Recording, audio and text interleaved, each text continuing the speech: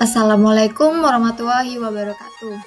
Halo teman-teman semua, perkenalkan nama saya Ensa Wale Fauzia, mahasiswa PPG Calon Guru tahun 2024 gelombang 2 dari Universitas Jember. Di sini saya akan menyampaikan kampanye praktik baik sebagai penugasan ujian akhir semester mata kuliah Perspektif Sosiokultural dalam Pendidikan Indonesia. Jadi, pada video ini kita akan membahas mengenai scaffolding dalam ZPD.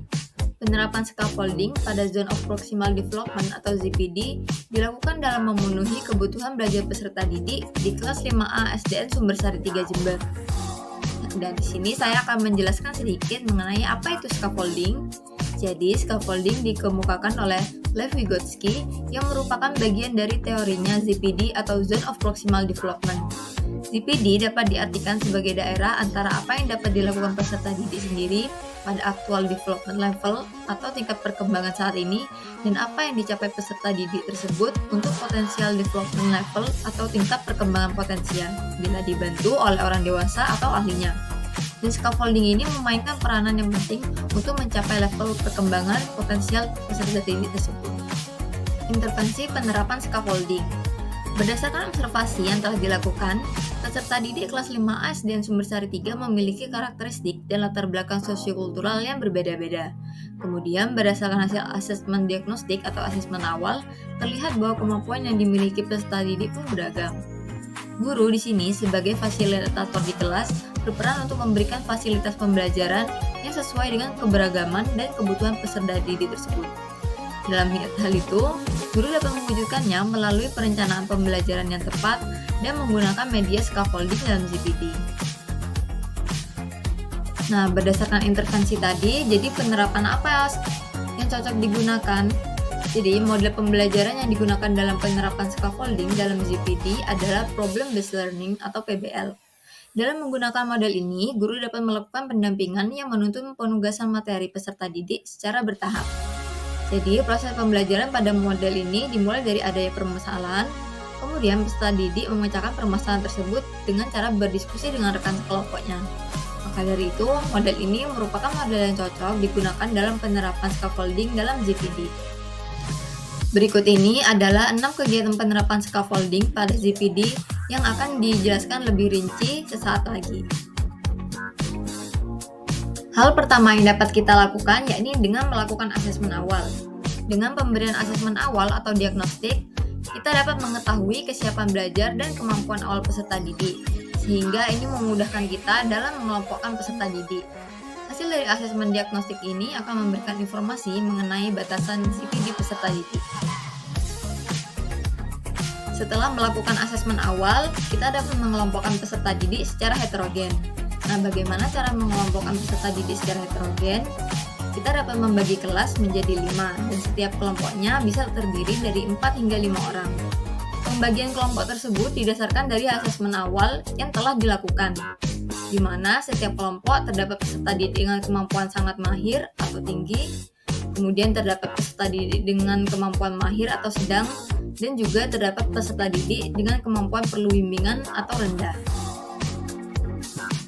Kegiatan ketiga dalam penerapan scaffolding yakni membuat konten materi sesuai dengan gaya belajar peserta didik.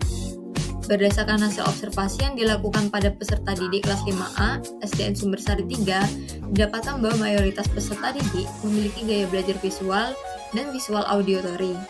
Oleh karenanya, media yang dapat digunakan yakni dengan menggunakan PowerPoint, yang di dalamnya terdapat banyak gambar-gambar atau pendukung visual. Kemudian media pembelajaran yang dipakai lainnya yakni dengan menggunakan video. Hal tersebut digunakan untuk mendukung gaya belajar visual auditory. Melalui alat scaffolding dalam bentuk teknologi pembelajaran ini, diharapkan peserta didik dapat memahami materi dengan lebih mudah. Kegiatan selanjutnya adalah pemberian tugas dalam bentuk LKPD atau lembar kerja peserta didik. Jadi, dalam pengerjaan LKPD ini, peserta didik dapat saling berdiskusi dan berbagi pendapatnya masing-masing dengan rekan sekelompoknya. Kemudian, bagi para peserta didik yang memiliki kemampuan kognitif tinggi atau sangat mahir, diharapkan dapat memberikan pengajaran teman sebaya atau peer teaching kepada temannya yang sulit memahami pertanyaan atau kepada teman yang memiliki kemampuan kognitif rendah. Penerapan scaffolding dalam GPD yang tak kalah penting lainnya yakni melakukan pendampingan serta pemberian motivasi. Sesuai dengan sintaks model pembelajaran problem-based learning, guru harus memberikan bimbingan kepada peserta didik saat penugasan kelompok atau saat peserta didik mencoba memecahkan masalah. Selanjutnya, hal yang perlu dilakukan yakni pemberian motivasi.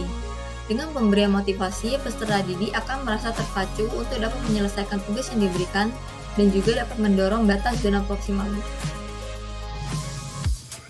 Kegiatan terakhir yang dapat kita lakukan yakni dengan melakukan evaluasi dan refleksi. Pada akhir pembelajaran, kita dapat melaksanakan evaluasi dengan asesmen formatif. Dengan asesmen formatif ini, kita dapat mengetahui pemahaman peserta didik dan kita juga dapat mengetahui apakah penerapan scaffolding pada ZPD yang telah dilakukan berguna atau tidak. Kemudian dengan melakukan refleksi, kita juga dapat mengetahui bagaimana perasaan peserta didik pada saat pembelajaran tersebut dan dapat kita jadikan umpan balik agar dapat bisa menciptakan pembelajaran yang lebih baik ke depannya. Dari penerapan scaffolding dalam GPD yang telah dijelaskan tadi, berikut hasil yang telah dicapai. Yang pertama yakni dapat membantu peserta didik berkembang dari apa yang dapat mereka lakukan secara mandiri menuju tugas yang lebih kompleks yang mereka tidak dapat capai tanpa bantuan. Kemudian dapat membantu peserta didik lebih aktif dalam proses pembelajaran. Yang ketiga, dapat meningkatkan perkembangan sosial peserta didik. Karena dalam pembelajaran dalam CPD sangat bergantung pada interaksi sosial, baik dengan guru, teman sebaya, atau alat bantu belajar yang mendukung proses pengembangannya. Kemudian yang terakhir, yakni dapat meningkatkan minat belajar dan motivasi peserta didik. Selanjutnya, yang terakhir, saya akan menjelaskan mengenai pembelajaran dan aplikasi yang didapatkan dalam penerapan scaffolding dalam GPT tersebut. Penerapan scaffolding pada GPD menggunakan model pembelajaran problem-based learning membantu meningkatkan pemahaman peserta didik dalam menyelesaikan masalah terkait materi serta penugasan yang diberikan. Kemudian, penggunaan teknologi memainkan peran besar sebagai alat scaffolding dengan menyesuaikan karakteristik dan kebutuhan peserta didik. Yang terakhir, melalui evaluasi dan refleksi, kita dapat memperbaiki pembelajaran serta memastikan sampai sejauh mana pemahaman yang dimiliki oleh peserta didik. Sekian dari saya, terima kasih ya atas perhatiannya. Semoga informasi yang telah disampaikan tadi bermanfaat bagi kita semua. Kurang lebihnya saya mohon maaf. Wassalamualaikum warahmatullahi wabarakatuh.